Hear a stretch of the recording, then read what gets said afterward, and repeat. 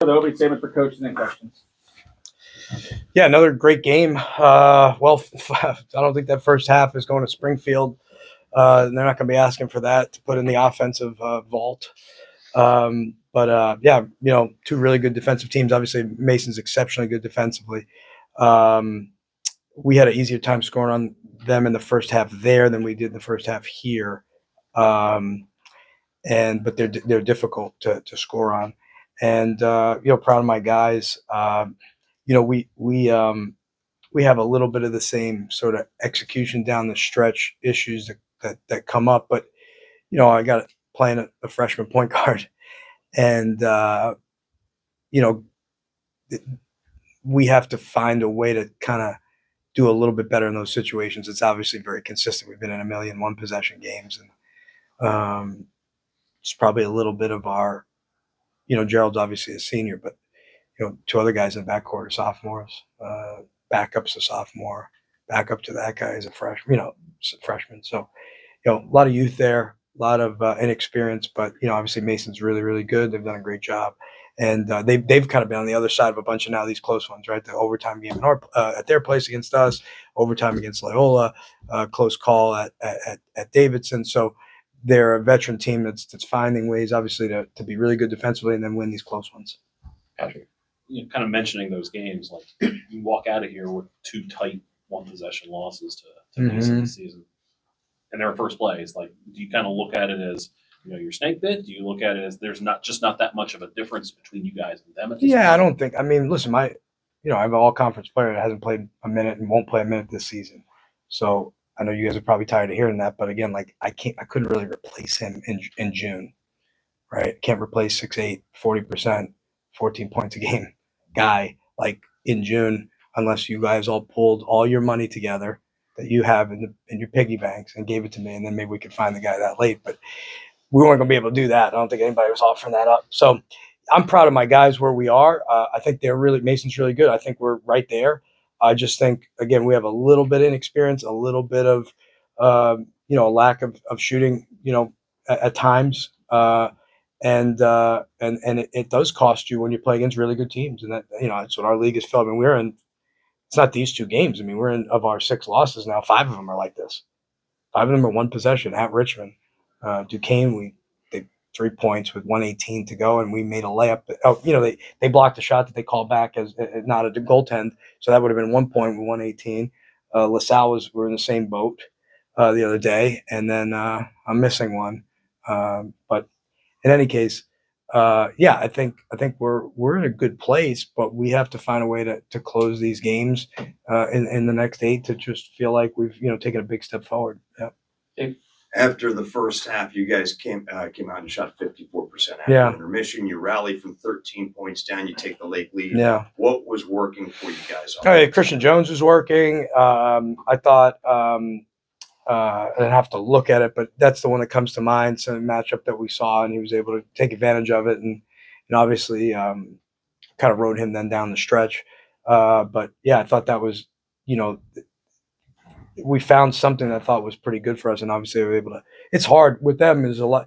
You try to keep Billups away from your guys who are, trying to score. He's just so good defensively. Almost like a Ed Reed. You try to go. We're not throwing at him.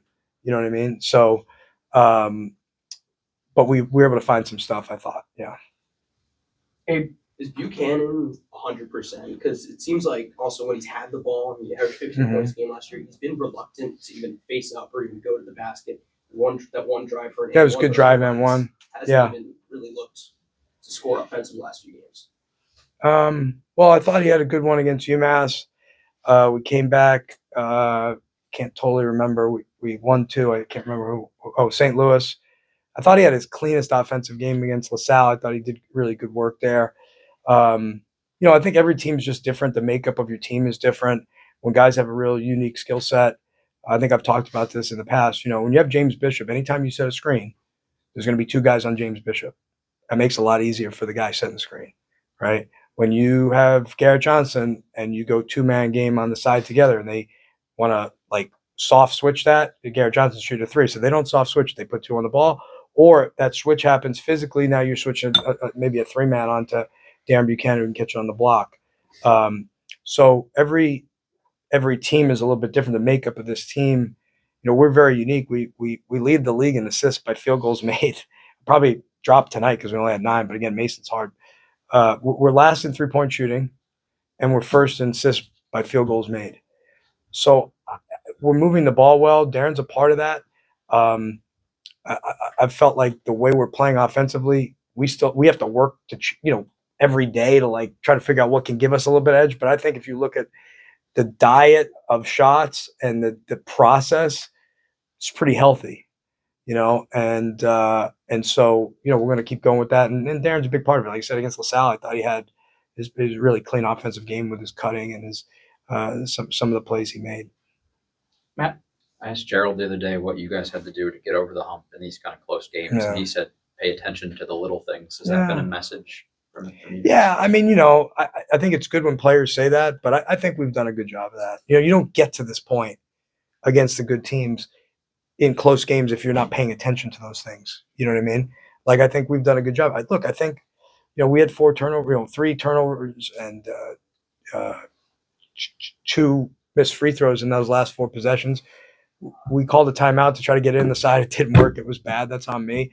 I thought when we got the shot clock violation, Joe caught the ball with 4 seconds with a very clean looking catch and shoot shot. He should have shot. And I told him that on Haynes. And then CJ gets fouled, misses both. We could have been up 1 there with 30 seconds. And then, quite honestly, with Haynes on, if you call timeout with 12 seconds there, you risk happening what happened the last time I called timeout. We took it on the side, right? You put Billups on the guy who we want to have the ball. So I have our point guard, Haynes guarding our point guard. And yeah, we could probably tweak some spacing things there, but like at that point, I'm like, hey, let's go, rock out. Like, hey, shoot, actually. Like, and I'm not blaming CJ. Again, I have a freshman point guard who had a hell of a game against a great defensive team, but I'm saying, like, I'm looking at it and I'm thinking as the clock is ticking, I'm thinking timeout, but then I'm saying, well, if I call a timeout, am I going to get this matchup out of this timeout? Probably not. I probably got Billups guarding him. That's not good. So my thought is probably passed on 2 shots, 1 a catch and shoot. And honestly, I think he probably should have just bounced it and shot to try, down 2 there to try to win the game. And then at least Haynes is out of the perimeter. Maybe you get in there and you crash, you get an offensive rebound, right? But that's a little bit. So I don't know if those are the little things or it's just like, hey, that's just what comes with the experience of being burnt a little bit and learning as a young guard, Gerald's got no excuse. You just shoot the damn thing. He didn't need to bounce it and get a shot clock violation. Just let it fly. So. You talked about not having Garrett playing a big role in this, but after another tough 3-point shooting night like tonight, what's your advice to the guys? And is there anything that maybe we'll stop. I mean, we shoot every, we do 2 days every day. We shoot every day. Like, we've helped guys in the past become better shooters throughout the years. Brendan Adams is a good guy to think about here at 27 for 4 years and he's 37. So it's all the same stuff, and we're trying to help. I do think that there's a little bit of personnel stuff there, but water usually finds its level, and our variance has just been so different. Now again, I got to give credit to Mason because they're so good defensively. Like they make it hard. Those shots are not as clean as they look sometimes, even on film, because the guys are fast and they're long and they're giving great effort. So. It's a little bit why, they shot, Billups threw 1 in tonight, but like we probably gave him 1 open one or 2 open ones that I didn't like. But other than that, like, we do a pretty good job guarding the line too because we're giving great effort. So. Hey, saw you and Jalen Haynes kind of in the first half. What happened? Yeah, no, I mean, he's a great player and he's a very good competitor. And I just don't like when guys talk to our bench, so it's fine. I actually. Tony and I had a laugh about it, like at half court, so it's all good. I just, not going to let little kids, even though he's a big kid, talk to my bench or me in any way. But he's a great player and he's a really good competitor. I've really enjoyed watching him on film, and it was all good. Tony and I were laughing a little bit at half court about it. Christian, with a pair of free throws in the last 30 seconds, as you mentioned, can you just talk about the team's struggles at the free throw line, down these stretch of these last few games here? Yeah, you try to help them with some of the mental parts of what to do in those situations. I think that's always a funny thing is like, how much do you make light of it with a guy? I did some stuff with with Slim this week. He missed his first two. I felt terrible when he missed them. I shouldn't have done that. And then he made his next two. So maybe maybe then I felt better about myself. It was all about me. So I felt better about myself. But no, it's a fine line, right? How much you mess with a guy's free throw in the middle of the season versus, just trying to make sure we're shooting him and give him some confidence and things like that. Talk a little bit about breathing and things like that. 8 games remain in the regular season, and even after tonight's loss, still, a lot to be written about this team, Yeah. especially with how tight the A-10 is, Yeah. where you guys are. What gives you cause for confidence about your guys moving forward? Yeah, I mean, I think with the confidence is we've been able to compete really against anybody, at a pretty high level, and we've had our chances. I've got to continue to do a better job helping these guys find ways to win these close games. You can't lose your spirit, which we shouldn't. There shouldn't be any reason for that. And then you also can't lose your nerve. Like, you got to be, hey, you're open, shoot it. You got to kind of let fly. And so, again, I think where we are, for people who've been following our program, is we're certainly more competitive than we've been in quite some time. And that's good. Now, it's not the end for what we want, but, that's the first step in this thing is making it, very, very difficult to play against us. And I think for the most part, that's been the case, even, when we've been a little bit shorthanded here without Garrett.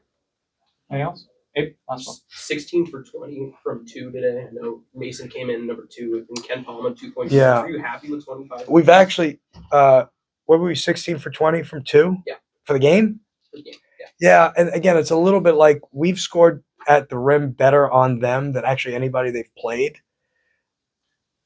But I think, they probably forced us into a couple threes at times where maybe we could have gotten a little bit better. But it's not like it's easy to score, at two, get a lot of twos against them either. Like, they're really good at defending. So, going to have to kind of watch it. It may be just, quite honestly, like, I think our guys did a good job of sort of choosing which twos to shoot. And again, probably could pass on 1 or 2 of those threes early in the clock or whatever, where we might be able to generate another one. But it's pretty good against a team that's like, I don't know, top 5 in the country at defending the 2, The 2 was not our problem today. All right. Thanks, everybody. All right. See ya. Be Thank safe you. out there.